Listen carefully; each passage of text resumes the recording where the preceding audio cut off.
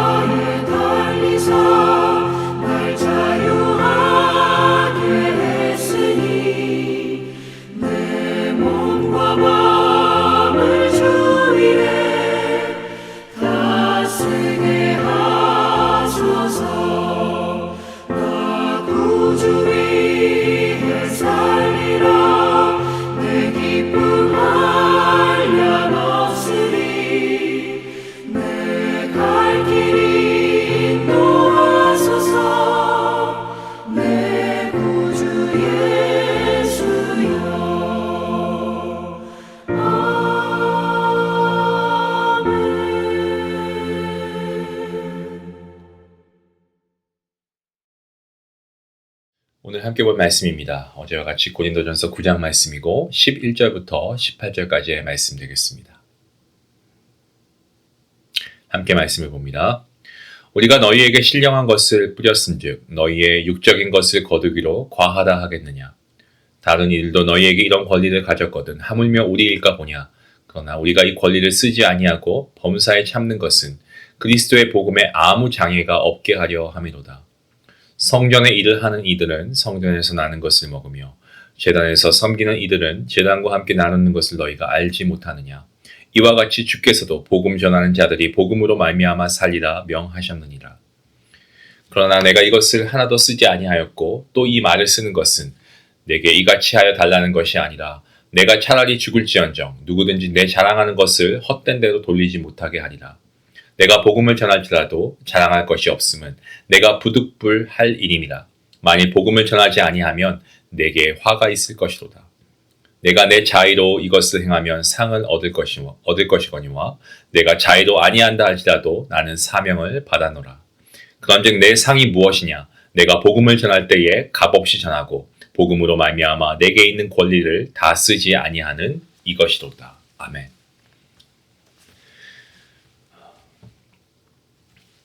오늘 본문 11절 말씀에 우리가 너희에게 신령한 것을 뿌렸은즉 너희의 육적인 것을 거두기로 과하다 하겠느냐라는 이 말씀은 바울이 자신의 사도적 권리를 얼마나 분명하게 인식하고 있는가를 우리에게 잘 보여주고 있는 말씀입니다.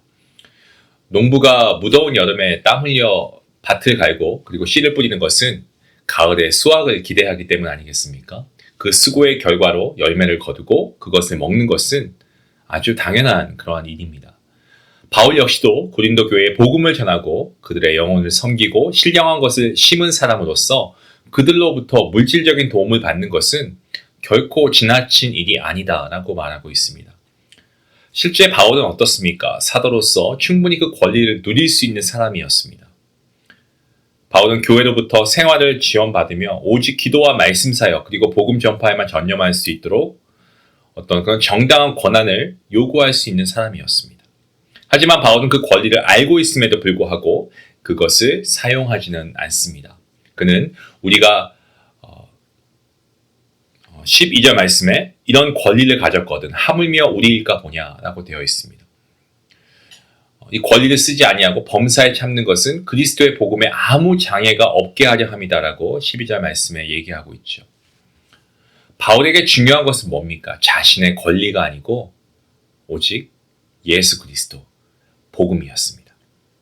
그래서 바울은 스스로 손수 일하면서 자신의 생계를 책임졌습니다. 이것은 단순히 자립적인 삶을 살기 위함이 아니고 혹시라도 자신의 권리를 사용하는 것이 누구에게 걸림이 되거나 복음 전파에 장애가 될까봐 염려했기 때문에 그리한 것입니다. 바울은 자기의 자유를 절제합니다. 그렇게 함으로써 교회 안에 덕을 세우고 믿음이 약한 자들 시험에 들지 않도록 세심하게 배려하고 있습니다. 바울의 삶은 권리를 주장하는 삶이 아니었고 복음을 위해서 기꺼이 그 권리를 내려놓는 그러한 삶이었습니다. 이러한 바울의 태도, 오늘날 살아가는 우리에게 많은 도전을 준다라고 생각합니다.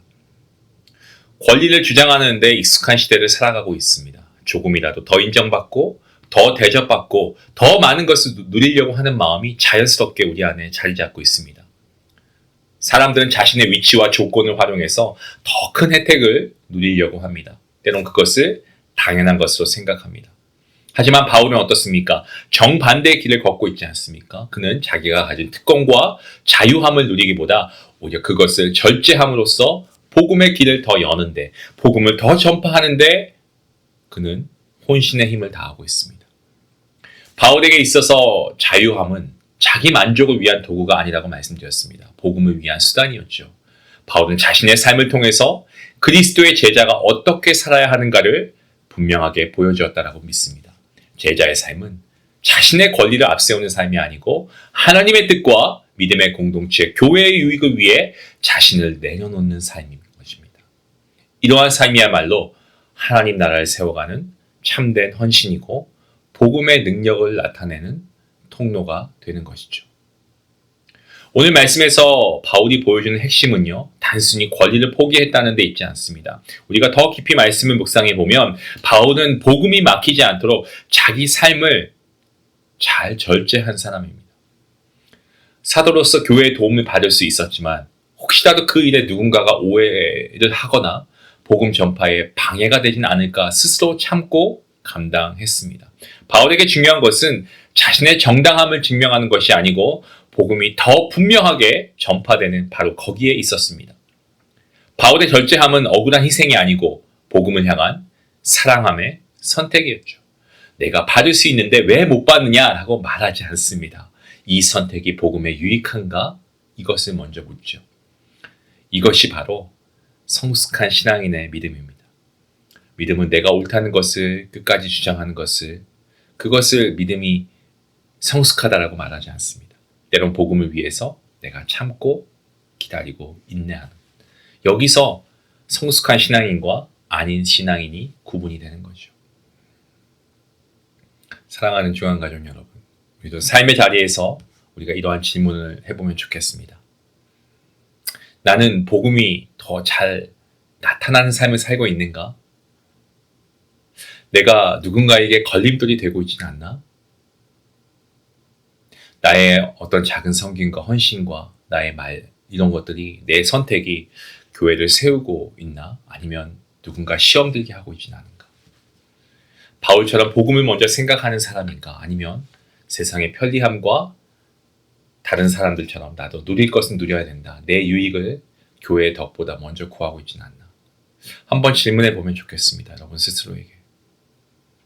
성도 여러분, 바울의 삶은 우리에게 복음을 위해 참을 줄 아는 믿음을 가르쳐 줍니다. 오늘 우리도 주님, 내 생각과 감정보다, 그리고 나의 유익보다, 나의 권리보다 복음을 먼저 생각하게 해 주시옵소서. 내 말과 행동이 누군가에게 걸림돌이 아니고 디딤돌이 되게 하여 주시옵소서. 우리가 이런 믿음의 결단을 할 때 우리의 삶은 조용하지만 능력 있는 복음을 나타내는 성도의 삶이 될 줄로 믿습니다. 그 능력 있는 성도의 삶, 복음을 전하는데 최선을 다하는 삶, 나의 유익과 나의 권리도 포기할 수 있는 성도, 그러한 성도가 저와 여러분의 모습이 될 수 있기를 간절히 소원합니다. 기도하시겠습니다. 하나님 감사합니다. 바울의 삶을 통하여서 복음을 위해 참고 절제하는 믿음이 얼마나 귀한지 깨닫게 하시니 감사합니다. 나의 말과 행동, 나의 어떤 모습들이 누군가에게 걸림돌이 되지 않게 하시고 교회를 세우고 복음을 나타내는 통로가 되게 허락해 주시옵소서. 내 유익보다 복음을 먼저 생각하게 하시고 내 감정보다 다른지 제 믿음을 먼저 돌아보는 성숙한 성도, 바로 내가 되게 허락해 주시옵소서. 이 모든 말씀 우리를 사랑하시고 구원하시고 오늘도 우리와 함께 하신 우리 주 예수 그리스도의 이름으로 감사하며 기도하옵나이다. 아멘. 우리가 살아가면서 참 쉽게 내뱉는 말, 또 우리가 아무 생각 없이 하는 행동, 이런 것들이 우리가 복음을 가질 때는 없었을까요? 우리가 한번 생각해보고 회개하며 나아가면 좋겠습니다. 그리고 누군가를 세우는 것에 우리가 더 힘쓰고 애쓰는 모습이 되었으면 좋겠습니다. 한 영혼을 귀하게 보신 주님의 마음으로 우리 주변을 돌아보고 우리가 사랑과 믿음의 은혜의 손길을 내밀 수 있기 원합니다. 같이 함께 말씀 생각하시면서 기도하시겠습니다.